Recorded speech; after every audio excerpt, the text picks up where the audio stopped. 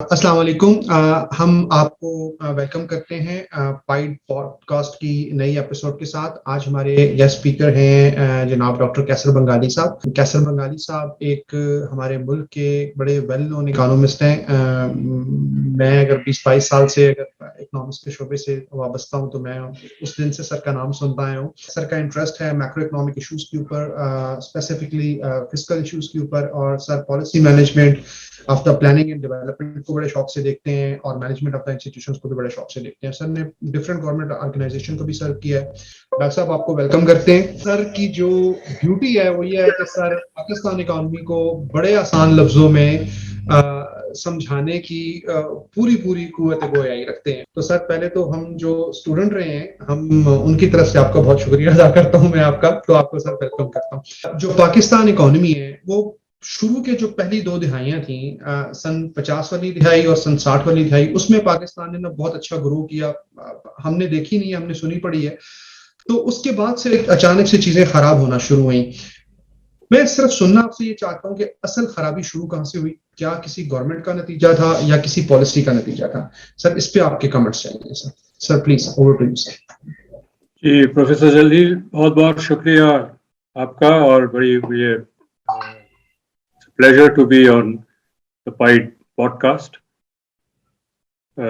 پاکستان کو میں 2 حصوں میں بانٹتا ہوں معاشی تاریخ کے حوالے سے۔ پہلے 30 سال اور اس کے بعد کا جو عرصہ ہے۔ پہلے 30 سال 1947 سے 1977 تک کا ہے۔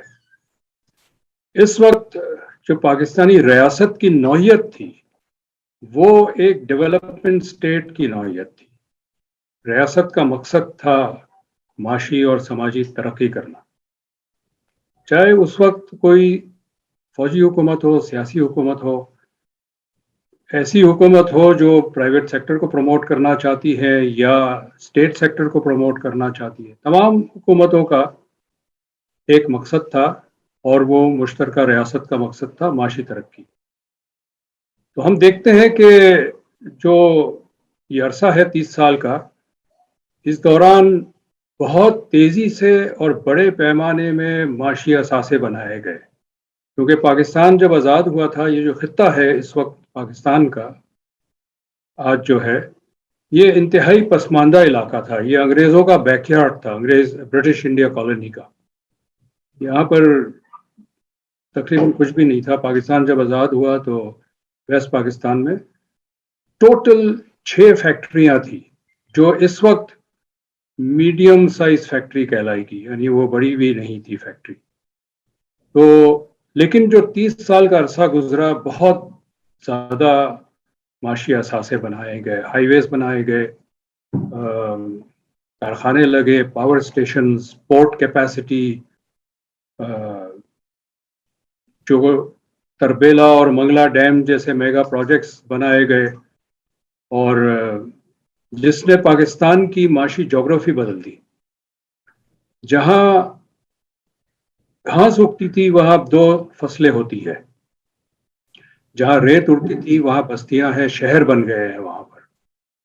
یہ وہ دور تھا، اور یہ اس میں کسی ایک حکومت کو ہم یا ایک پارٹی یا ایک نظریے کو ہم کریڈٹ نہیں دے سکتے، سب کا مشترکہ طریقہ تھا۔ 77 کے بعد، بلکہ 77 میں Pakistan as a development state faded away, اور ایک سیکورٹی اسٹیٹ بن کے ابھرا، جہاں اکنامک ڈیولپمنٹ آبجیکٹو نہیں تھا۔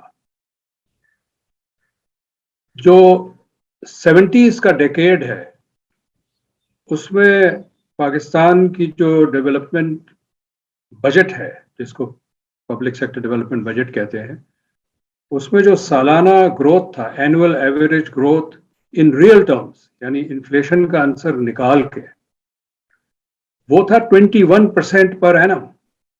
یہ ہسٹورک ہے کہ سالانہ 20-21% کا آپ کا اضافہ ہو رہا ہے اوسطاً ان ریئل ٹرمز۔ 80s کی جو دہائی ہے اس میں یہ شرح گر گئی 2.7%، اور اس کے بعد ہم ریکور نہیں کر پائے ہیں، کیونکہ 80s میں اتنا زیادہ قرضوں کا بوجھ ہمارے اوپر پڑا کہ 90s میں میرا اپنا تجربہ ہے کہ جو کیبنٹ ہوتی تھی، فائنانس منسٹر ہوتے تھے اس وقت، ان کو ایک ہی پریشانی ہوتی تھی، اگلی پیمنٹ کب کرنی ہے اور وہ پیسے کہاں سے آئیں گے. تو ڈیولپمنٹ میں بالکل نہیں لگا سکے، اور آج تک ہم نہیں لگا پائے، بلکہ معاملات تو بگڑتے چلے گئے ہیں اور ڈیولپمنٹ کا ایلوکیشن بنام ہوتا ہے اور کٹس لگتے لگتے وہ تقریباً ختم ہو جاتا ہے. یہ کہانی ہے کہ پاکستان کی ریاست کی نوعیت بدل گئی 77 کے بعد، اور ہم اسے ریسٹور نہیں کر پائے ہیں ایز اے ڈیولپمنٹ اسٹیٹ، جس ریاست کا مقصد ہی معاشی اور سماجی ترقی ہے. مطلب 77 اور 77 سے پہلے ہم ڈیولپمنٹل اسٹیٹ تھے، اور 77 کے بعد جو اگر ہم نے تھوڑا سا عرصہ اگر گرو کیا تو وہ 77 سے پہلے والے جو ہم نے انویسٹمنٹ کر رکھی تھی اس انویسٹمنٹ کا ہم نے پھل کھایا. سر یہ جو مشرف کے شروع کے دور تھے، مطلب جنرل مشرف کے، یہ مطلب اگر ہم یہ دیکھیں کہ 2001 2 3 4 5 میں سر اس میں بھی تو ہم نے کافی ترقی کری. مطلب کہنے کا مطلب یہ ہے کہ جو میں اس وقت خود اسٹیٹ بینک آف پاکستان میں ہوتا تھا، ہمیں لگتا تھا گروتھ کے نمبر بڑے اچھے آ رہے ہیں، اور وہ جو اکانومسٹ تھا وہ ہمیں بڑا اچھا رینک اکانومسٹ جو میگزین ہے وہ ہمیں رینک کرتا تھا. جو گورنر صاحبہ تھی ان کو اچھے اچھے پرائز بھی مل رہے تھے کہ آپ نے اکانومی بڑی اچھی مینج کر لی ہے. سر اچانک پھر یہ 2007 2008 سر پھر ایک دم سے نیا کرائسس سٹارٹ ہوا. مطلب چینی کا بحران بھی دیکھا، بجلی کا بحران بھی دیکھا، ویٹ کرائسس بھی ہم نے دیکھا، اور پھر یہ گردشی اسٹاک مارکیٹ کا بحران، اسٹاک مارکیٹ کا بحران بھی دیکھا. سر پھر اس وقت کیا ہوا؟ مطلب وہ گرو کیوں کرا، اور اس کے بعد پھر ہم اچانک سے پھر واپس کیوں آئے ہیں؟ تو دوبارہ اسی پستی کی طرف ہم کیوں جا رہے ہیں؟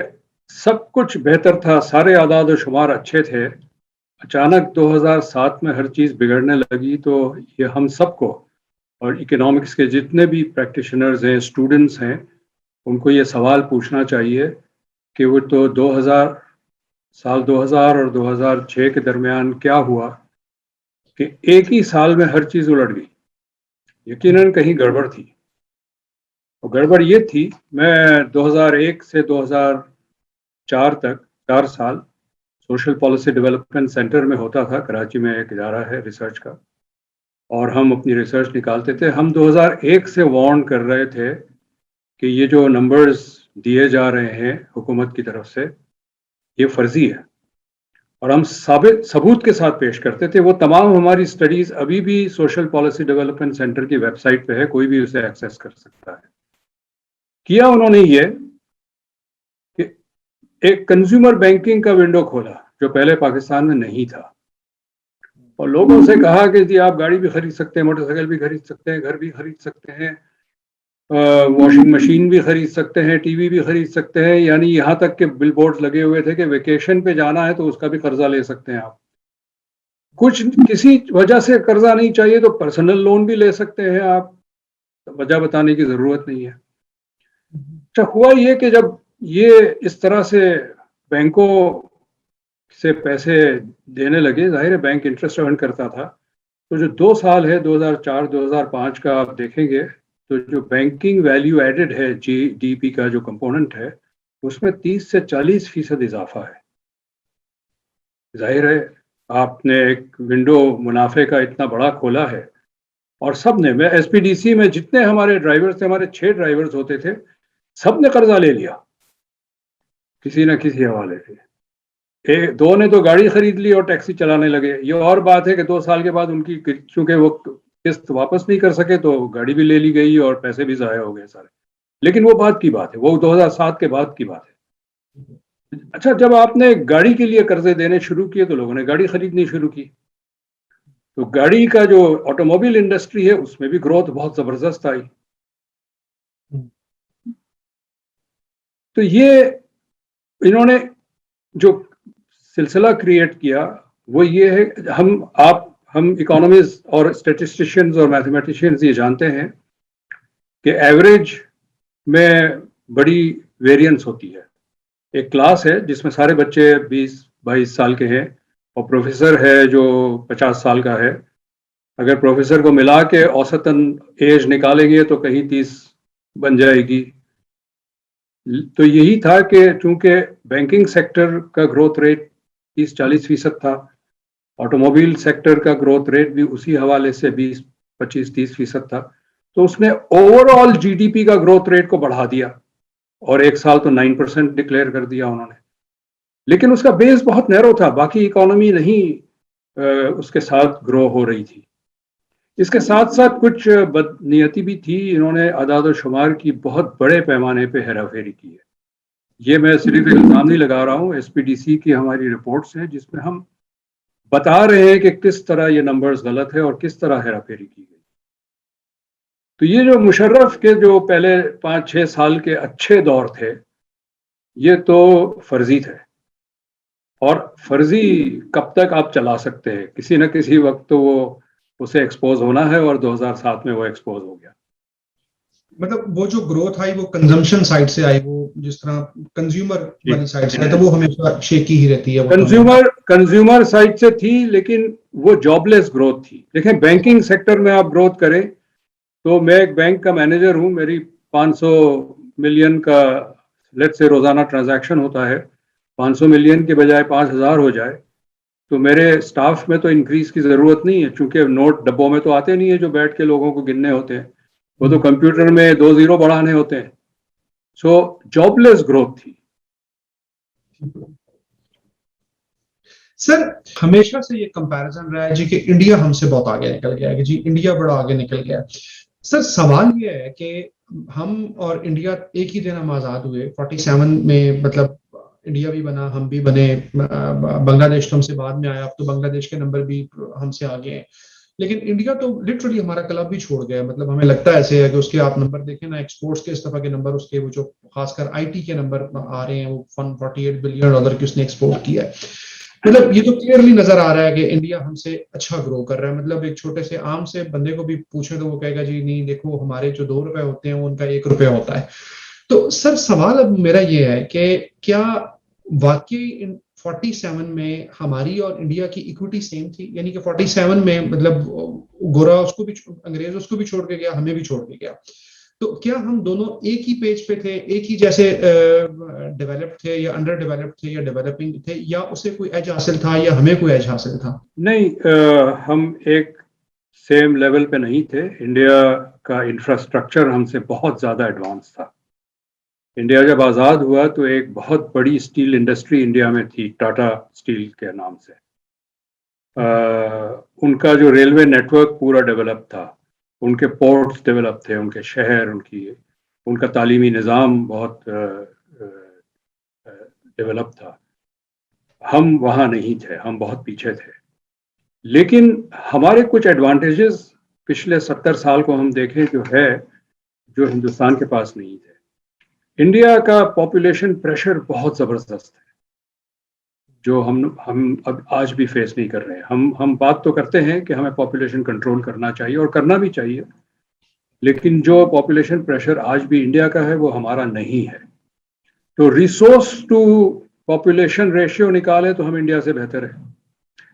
انڈیا کے پاس اتفاق ہے کہ گیس نہیں ہے, ہمارے پاس گیس بہت تھا. ہمیں اب ختم ہو رہا ہے گیس, لیکن ہم نے کم سے کم 50 سال ایک بونس کا فائدہ اٹھایا کہ ہمیں امپورٹ نہیں کرنا پڑا گیس, اور اس حوالے سے فیول نہیں امپورٹ کرنا پڑا جتنا انڈیا کو کرنا پڑ رہا ہے. تو یہ ایڈوانٹیج تو ہمیں تھا, اور آج بھی پاکستان وسائل کے حوالے سے ایک امیر ملک ہے.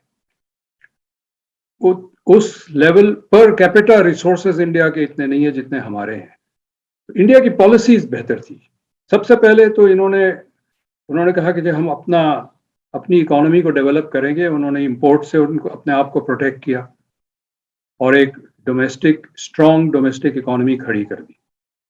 تعلیم کا نظام ان کا بہت اچھا تھا. انہوں نے کچھ ایلیٹ انسٹیٹیوشنز بنائے جس میں کسی قسم کا انٹرفیئرنس الاؤ نہیں کیا, اور ان کے جو پی ایچ ڈیز اور سائنٹسٹ اور اکانومسٹ جو پروڈیوس ہوئے ہیں وہ دنیا میں چھائے ہوئے ہیں.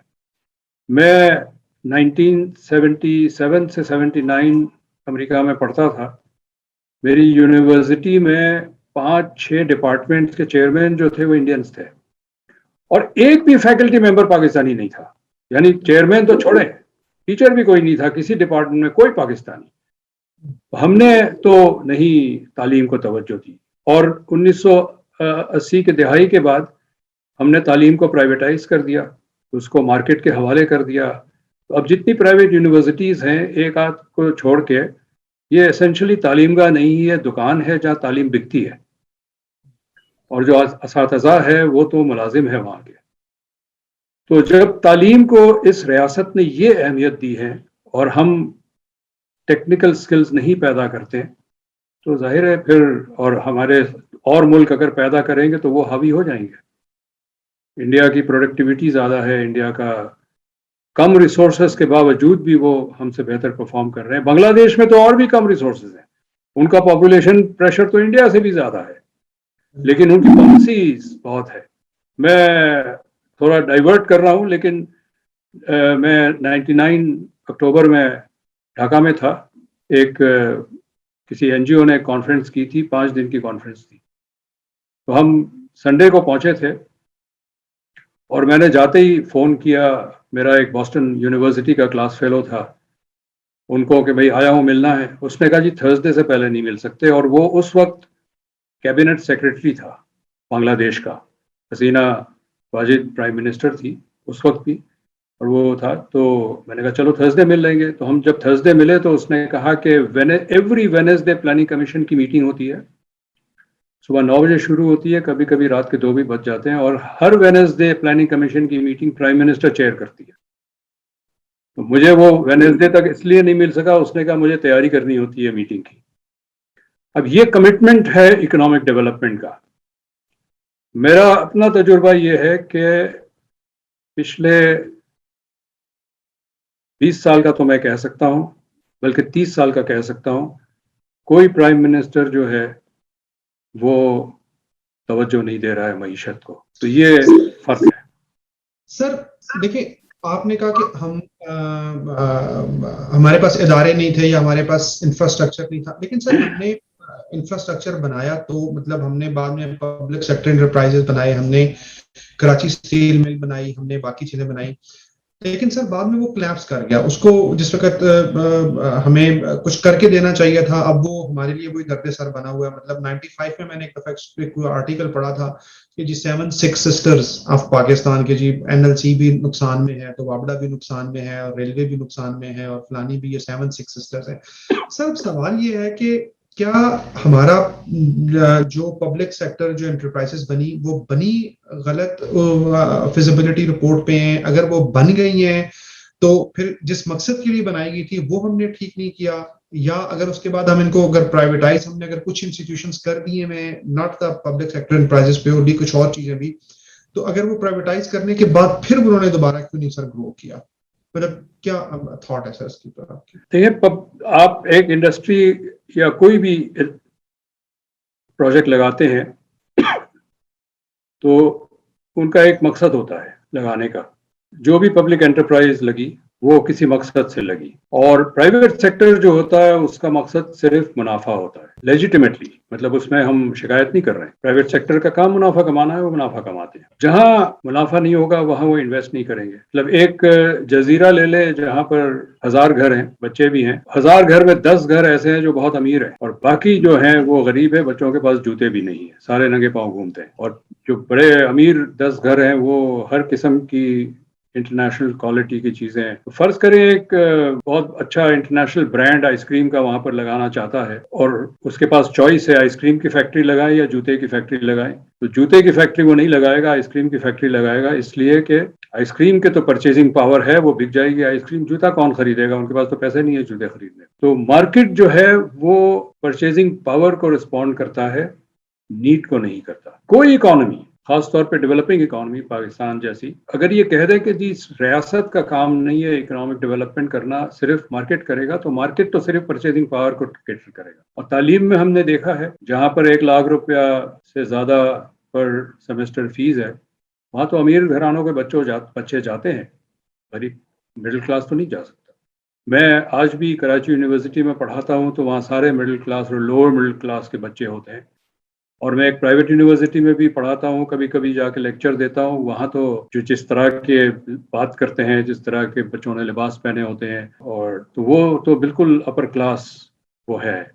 ان کو میرا ایک طریقہ ہے، میں جب پڑھاتا ہوں، چاہے وہ کراچی یونیورسٹی میں لیکچر دے رہا ہوں یا ایک پرائیویٹ یونیورسٹی میں دے رہا ہوں، تو میں ایک اسائنمنٹ بچوں کو دیتا ہوں، کلاس کو دیتا ہوں کہ جا کے وہ ذرا اسائن کرے. کسی غریب علاقے میں جا کے ایک کچھ ٹارگیٹ دیتا ہوں کہ جائیں. تو ہر دفعہ یہ ہوا ہے کہ جو پرائیویٹ یونیورسٹی کے اسٹوڈنٹس ہیں واپس آتے ہیں ان اسٹیٹ آف شاک. کہتے ہیں سر ہم اندازہ نہیں لگا سکتے، ہم سمجھ نہیں سکتے کہ لوگ اس طرح رہتے کیسے.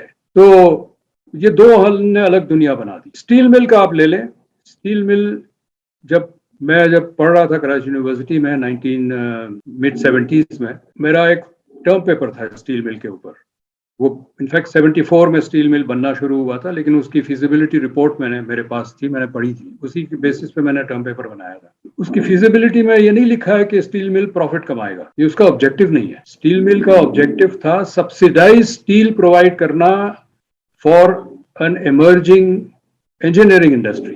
اس وقت حکومت کے آبجیکٹو تھا ارلی 70s میں، انفیکٹ یہ فیزیبلٹی جو 60s میں بنی تھی جنرل ایوب خان کے دور میں، اور یہ آبجیکٹو تھا کہ پاکستان میں ایک انجینئرنگ انڈسٹری ڈیولپ ہونی چاہیے، اس کے لیے اسٹیل ضروری ہے تو سبسیڈائز اسٹیل دے اسٹیبل پرائسز پہ. اس کے لیے اسٹیل مل بنی تھی. 74 میں اسٹیل مل بننا شروع ہوا.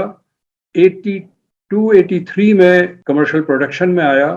اور اگر آپ سینسس آف مینوفیکچرنگ انڈسٹریز کو پلاٹ کریں تو 82-83 میں ایک سڈن جمپ ہے مینوفیکچرنگ ویلیو ایڈڈ میں، بہت بڑا جمپ ہے، اور وہ جمپ اسٹیل مل کی وجہ سے. لیکن 80s میں تو جو حکومت تھی اس وقت، فوجی حکومت تھی، ان کا تو مقصد ہی بدل گیا. ان کا انجینئرنگ انڈسٹری بنانا کوئی مقصد نہیں تھا. انہوں نے تو جو پرپس تھا اسٹیل مل کا، مطلب ایک مقصد سے آپ بناتے ہیں اور ایک کرائٹیریا سے آپ ایک چیز بناتے ہیں اور مختلف کرائٹیریا سے اسے ایویلویٹ کرتے ہیں، یہ مناسب نہیں ہے. تو اسٹیل مل کا تو پروفٹ کمانے کا مقصد ہی نہیں تھا، وہ بنا ہی تھا پروفٹ کے لیے. اب ہم کہتے ہیں جی پروفٹ نہیں کماتا ہے تو بند کرو، اس کو پرائیویٹائز کرو. جو 1992 میں سب سے بڑی ایک جمعہ بازار لگائی گئی پبلک انٹرپرائزز کو بیچنے کی، 1 یا 2 سال میں 90 یونٹس پرائیویٹائز ہوئے. ان میں سے 4-5 کے علاوہ سب ود ان اے ایئر بند ہو گئے، چونکہ جنہوں نے خریدی تھی وہ انڈسٹری نہیں چلانا چاہ رہے تھے. وہ تو زمین خرید کے وہاں ہاؤسنگ اسٹیٹ بنایا.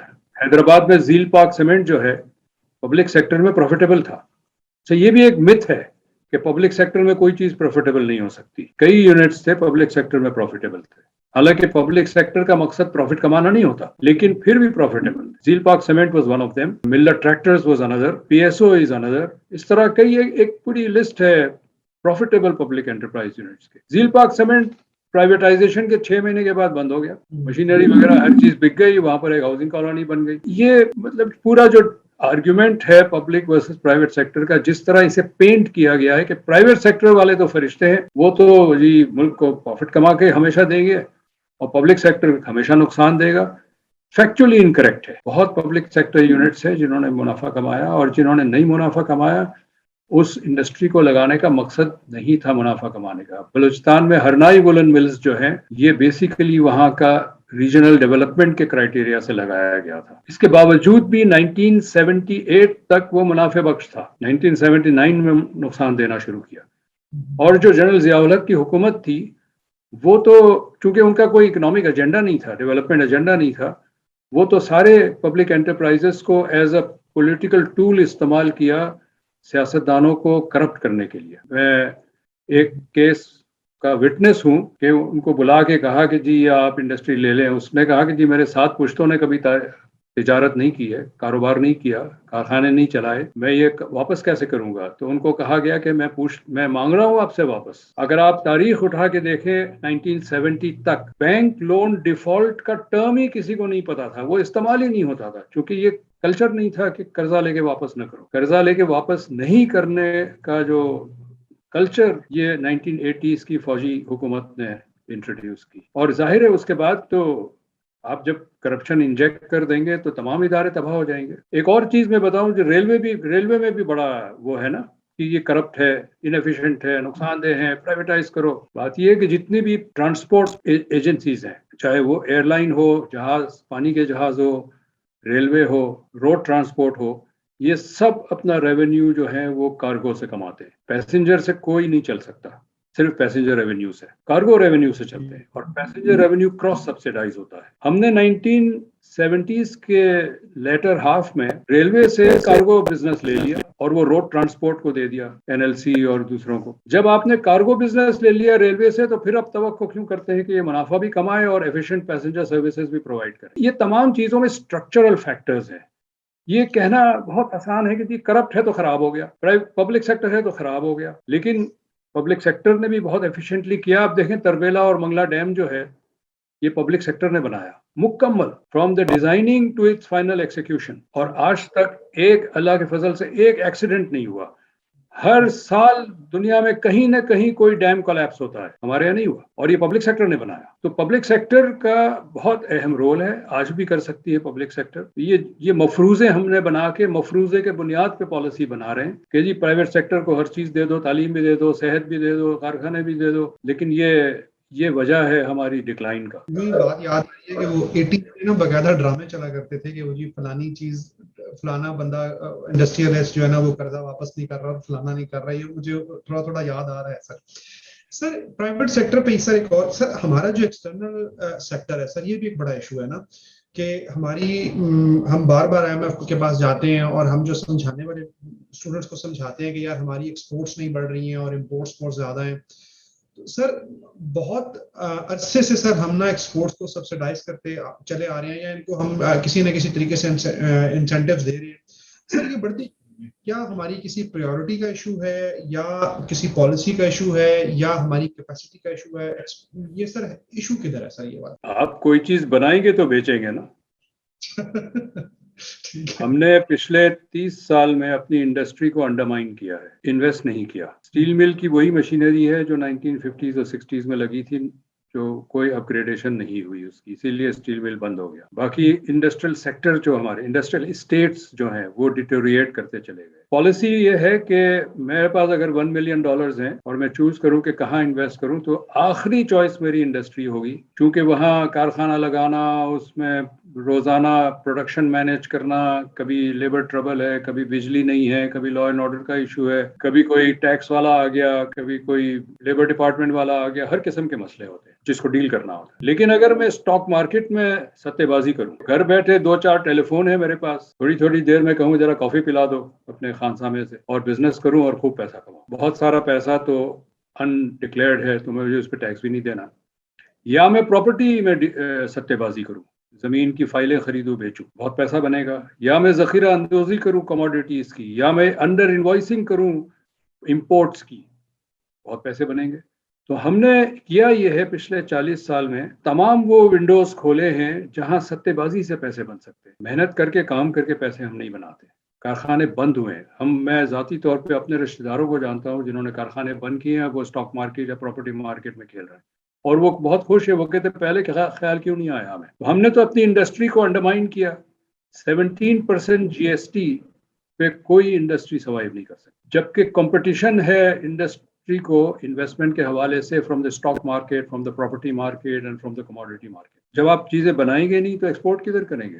یہ جو بار بار کہتے ہیں جی ایکسپورٹ کو ہم انسینٹیوائز کرنا چاہتے ہیں، آپ کی پروڈکٹ ہی نہیں ہے آپ کے پاس بیچنے کی، اور اگر ہم بیچتے بھی ہیں تو آپ دیکھیں پچھلے 70 سال میں ہم نے کیا بیچا ہے؟ ہم صرف 3 چے بیچ پائے ہیں، چاول، چمڑا اور چادر، رائس، لیدر اینڈ ٹیکسٹائل، اور ٹیکسٹائل میں بھی لو ویلیو ایڈڈ پروڈکٹ ہیں، ہم صرف تولیے اور چادر بیچتے ہیں۔ ہم ایک لیڈنگ ایکسپورٹر ہوا کرتے تھے ہوزیری کی، وہ ہوزیری انڈسٹری پاکستان میں بند ہو گئی، وہ کوئی اور ملک لے گیا ہم سے۔ تو ہم نے تو نہ پروڈکٹ ڈائیورسیفیکیشن کی، نہ جن ملکوں سے ہم جن میں ایکسپورٹ کرتے ہیں اس کی ڈائیورسیفیکیشن کی۔ ہمارا تقریباً 25% پروڈکٹ USA کو جاتا ہے، 25% EU کو جاتا ہے۔ یہ ایکسپورٹ آپ کیسے بڑھائیں گے؟ آپ نے انڈسٹری کو انڈرمائن کیا ہے، آپ بنا کچھ نہیں رہے ہیں، تو ایکسپورٹ کیسے کریں گے؟ سر وہ آپ ہی کے کسی آرٹیکل میں پڑھا تھا نا، وہ جس طرح آپ نے وہ حسینہ واجد والی، سر وہ اسی طرح کی سر سٹوری آپ نے وہ اس میں لکھی تھی، وہ جنرل پاک کے حوالے سے، کہ مطلب وہ ایکسپورٹ کمیٹی کو لیڈ کرتا تھا۔ تو پریورٹی وہ ہیں سر، مطلب ہمارے یہاں سر پریورٹی کا باقی ایشو۔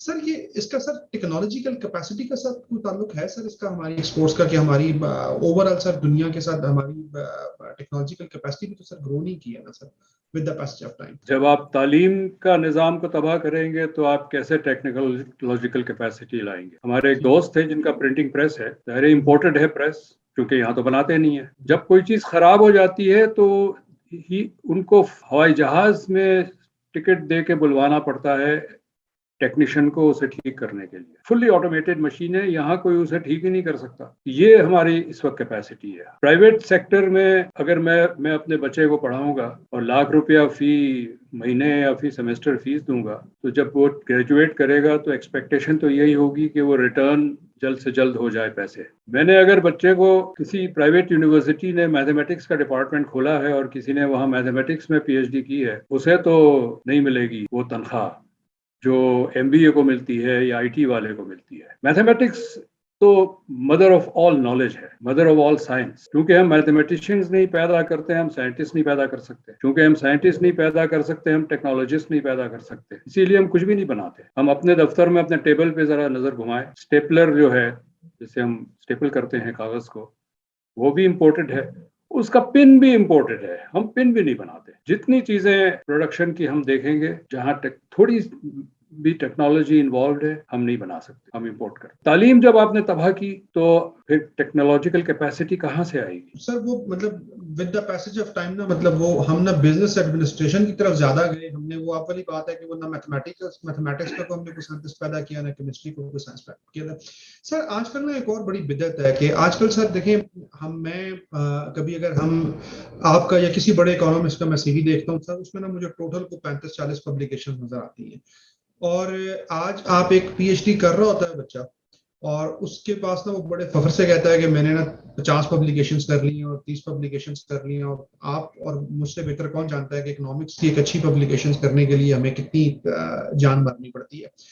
تو سر یہ جو ریسرچ ہو رہی ہے، یہ ریسرچ کیا ایسی ریسرچ ہے کہ جو ہمیں کوئی چیز پیدا کرنے دے گی یا سبجیکٹ کو گرو کرنے دے گی؟ مطلب ہمارے اپنی جو ساتھ کی یونیورسٹیز ہیں وہاں پہ میتھمیٹکس کے یا کسی اور سبجیکٹ کے ایسے پروفیسرز بھی ہیں جن سال میں وہ 100 پبلیکیشنز بھی کر لیتے ہیں.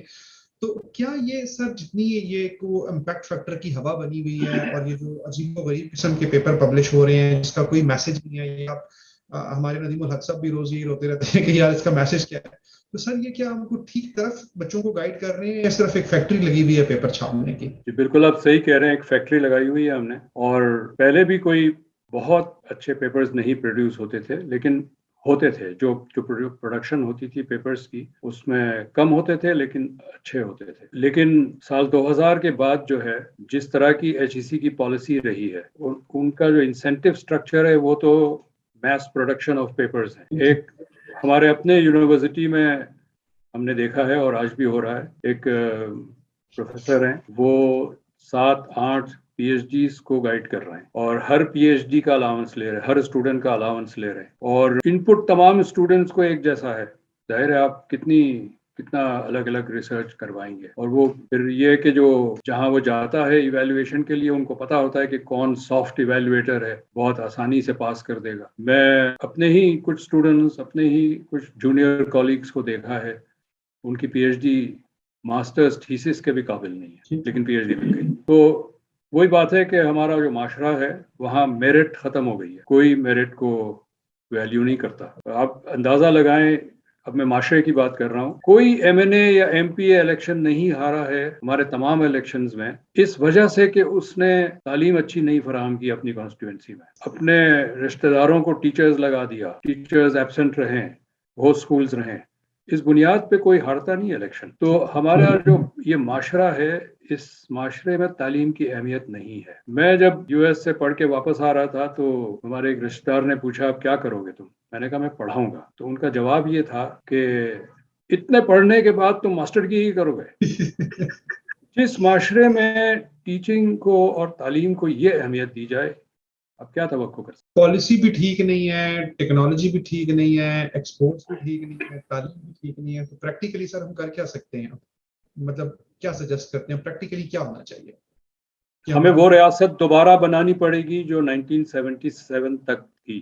ہماری ریاست کے تمام ادارے ان کا اولین مقصد جو ہے وہ سوشل اینڈ اکنامک ڈیولپمنٹ ہونا چاہیے۔ اس وقت ہمارا جو بجٹ ہے وہ سارا غیر ترقیاتی اخراجات پہ جاتا ہے۔ انفراسٹرکچر ہمارا تقریباً تباہ ہو گیا ہے۔ 2004 میں ایک ریلوے برج ہے حیدرآباد کے پاس جس کو رن پٹھانی برج کہتے ہیں، یہ ٹوٹ کے گر گیا۔ 20 دن تک ریلوے ٹریفک سسپینڈڈ رہی کراچی اور باقی ملک کے درمیان۔ کتنے عرصے سے زنگ لگ رہا ہوگا کہ وہ گر گیا۔ اس کے اگلے سال next year 4 berth Karachi port میں کلیپس کر گئے سمندر میں۔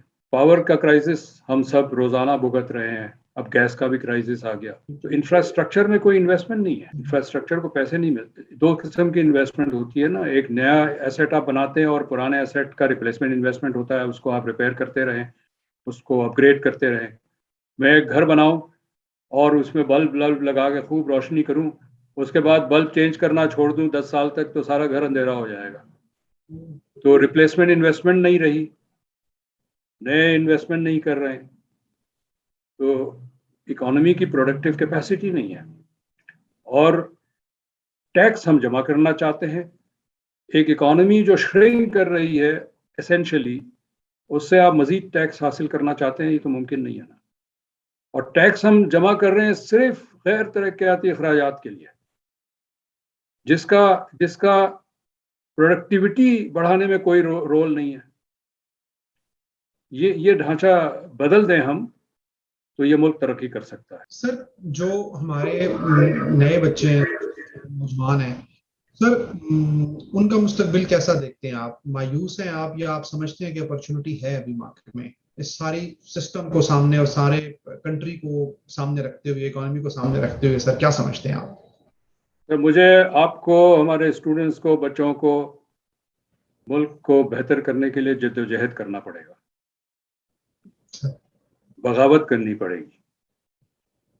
جو اس وقت نظام ہے یہ ہمیں تسلیم نہیں کرنا ہے کہ ہم سے ٹیکس لے کے پیسے صرف تنخواہوں پہ بانٹ دے سول اینڈ ملٹری امپلائیز کو، اور اسکول میں فیسلٹی نہ ہو، لیبارٹری میں ایکوپمنٹ نہ ہو۔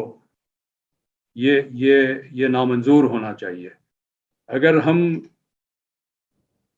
یہ مہم چلائیں، جدوجہد کریں، تو یہ ملک بہت ترقی کر سکتا ہے۔